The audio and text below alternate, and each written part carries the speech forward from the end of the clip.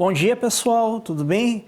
Então, acho que essa é a primeira videoaula que eu estou gravando especialmente para os alunos do 8º ano. Bom, como vocês sabem, a gente está num período aí de quarentena, né, de isolamento, que se tudo correr bem, em breve vai terminar, vai finalizar. E um dos planos que nós tínhamos, né, para realizar durante a aula, né, durante as nossas aulas, era aprender a desenvolver algumas aplicações utilizando o Adobe Flash. Tá? Isso envolveria, obviamente, também a questão de nós programarmos algumas coisas, tá? E de trabalharmos com o desenvolvimento de algumas aplicações dentro do Adobe Flash. Eu sei que é muito difícil para vocês instalarem um Adobe Flash no computador de vocês. Ou para aqueles que usam mais o celular também, é impossível, né, instalar o Adobe Flash e trabalhar com o Adobe Flash pelo celular. Então, a proposta é a gente trabalhar com programação, mas sem programar. E aí vocês vão dizer, tá, mas como é que eu vou fazer isso? Eis que eu respondo para vocês como fazer isso. Bem, existe uma teoria que ronda a pedagogia e o ensino de informática chamada pensamento computacional.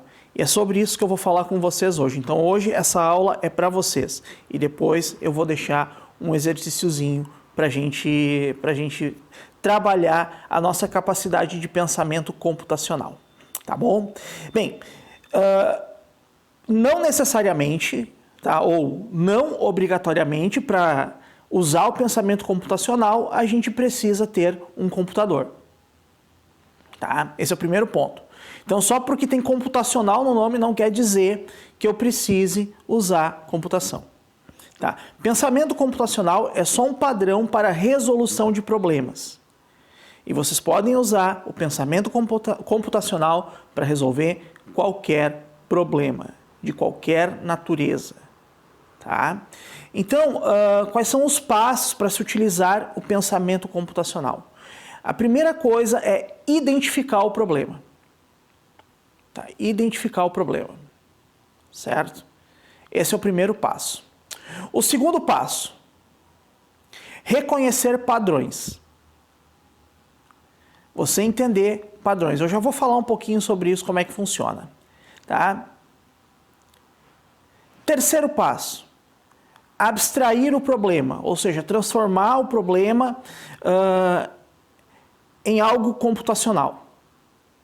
Quando a gente está programando, e para quem me conhece sabe que eu já programo há bastante tempo, a gente faz um processo contrário.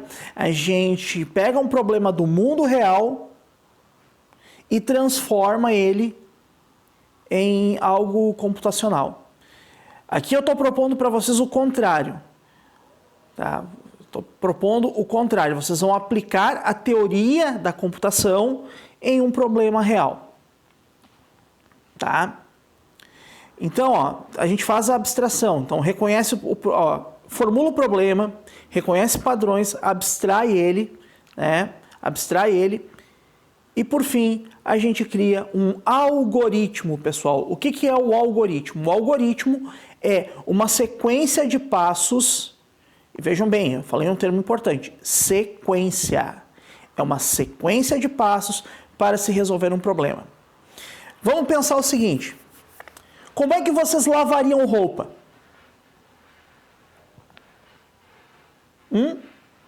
Pensa um pouquinho. Como vocês lavariam roupa? Eu vou abrir a máquina, tocar tudo na máquina, ligar a máquina e dane-se. Agora vai. Será que é assim mesmo? E se eu misturar roupa preta com roupa branca, roupa colorida com roupa branca, roupa que solta fiapo, entende? Não é simplesmente, entendeu? Então, lavar roupa é algo um pouquinho mais complexo do que simplesmente abrir a máquina, jogar a roupa lá dentro e ligar a máquina. Tem toda uma sequência e todo um padrão que a gente deve seguir. Tá? E antes da gente ver esse padrão, é importante salientar que pensamento computacional, se a gente pegar a Base Nacional Curricular Comum, a BNCC, que é o documento que norteia os conteúdos básicos do ensino fundamental e médio, hoje a gente percebe que em diversos pontos ali aparecem essa expressão, aparece ali pensamento computacional, pensamento computacional, pensamento computacional. Então, desenvolver o pensamento computacional é sim uma habilidade necessária. E a partir do momento que você desenvolve essa capacidade de pensar logicamente e de transformar os seus problemas em um algoritmo, mais uma vez a palavra, algoritmo, tudo se torna mais fácil porque você consegue identificar padrões para resolver problemas da mesma natureza. Tá? E é sobre isso que a gente vai falar. Então, o meu desafio para vocês agora é, eu vou largar um material sobre criação de fluxogramas, tá? E vou largar um exercício, certo? Mas vamos lá, vamos entender então como é que funciona o pensamento computacional. Então, vamos pensar o seguinte, pessoal. Lavar roupa. Primeira coisa, identificar o problema. Qual é que é o problema? A roupa suja. Então eu tenho um problema que é roupa suja. Eu preciso resolver esse problema. Então eu vou pegar e eu vou olhar para o problema. Então eu tenho uma pilha de roupa suja na minha frente. Tá? Eu tenho uma pilha de roupa suja na minha frente. Vou começar a reconhecer padrões. Ora, eu tenho aqui roupas coloridas e tenho roupas brancas. Então eu vou separar as roupas coloridas e roupas brancas. Colorida de um lado, roupa branca do outro. Tá? Ok, já reconheci um padrão. Beleza. E depois que eu reconheci o padrão, pessoal, então eu preciso estabelecer uma sequência de passos lógicos ou um algoritmo. Eu preciso estabelecer um algoritmo para lavar roupa, que é qual? Primeiro, abrir o compartimento onde eu coloco o sabão na máquina. Colocar o sabão na máquina, esse é o passo 1. O passo 2, tá? Colocar o amaciante no compartimento do amaciante. Fechar esse compartimento. Segundo, ou melhor, terceiro passo, né? Porque o primeiro foi colocar o sabão, segundo, colocar o amaciante. Terceiro passo, abrir a máquina e colocar a roupa dentro. Fechar a porta. Eu não posso trabalhar com a máquina, não posso botar a máquina para trabalhar com a porta aberta, né? Não vai dar muito certo. Então eu fecho a porta da máquina. Segundo, apenas ligar a máquina? Não. Cada tipo de roupa tem um programa específico. Então eu vou lá na minha máquina e escolho, né, através do botão lá, ou das programações, escolho qual é o programa mais adequado para lavar a minha roupa. Então eu vou, lavo, escolho o programa e aí sim eu ligo a máquina.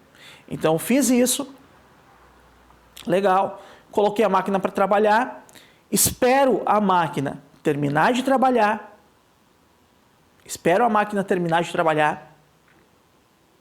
recolho a roupa e estendo a roupa, espero secar.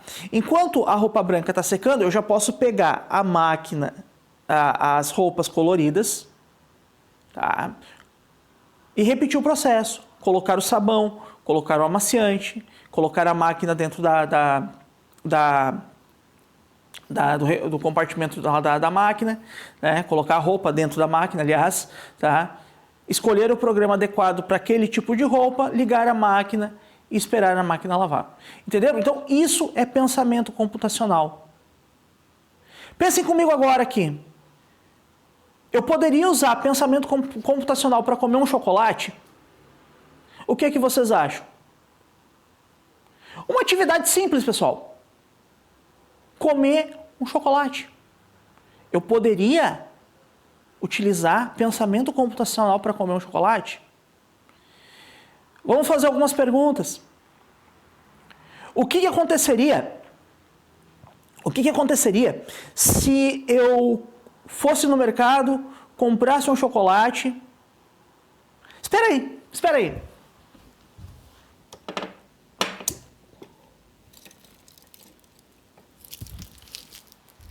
Tá? Não estou fazendo propaganda, tá?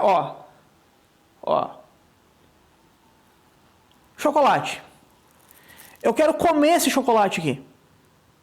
O que aconteceria se eu simplesmente fizesse isso aqui, ó? Simplesmente colocasse o chocolate na boca. Será que eu ia conseguir aproveitar ele? Acho que não, né? Porque comer chocolate com papel não é muito agradável. Então, eu posso aplicar o pensamento computacional. Abrir o chocolate. Eu não vou comer de verdade porque eu estou de dieta, tá? Abrir o chocolate, colocar o chocolate na boca, jogar o papel fora. Esse é o algoritmo, ou seja, a sequência de passos para comer um chocolate, ou uma bala que seja. Certo? Então, sim, eu posso aplicar o pensamento computacional para comer um chocolate. Assim como eu posso aplicar o pensamento computacional também, pessoal, para trocar um pneu, para trocar uma lâmpada, certo? E isso é o pensamento computacional. É você ter a capacidade de identificar um problema, dividir o problema em partes menores, reconhecer padrões e criar uma sequência de passos para a sua resolução. Isso é pensamento computacional. E essa, então, é a primeira aula que eu gravo para o 8º ano e eu quero convidar vocês agora a utilizar o pensamento computacional em uma atividade. Obrigado, galera!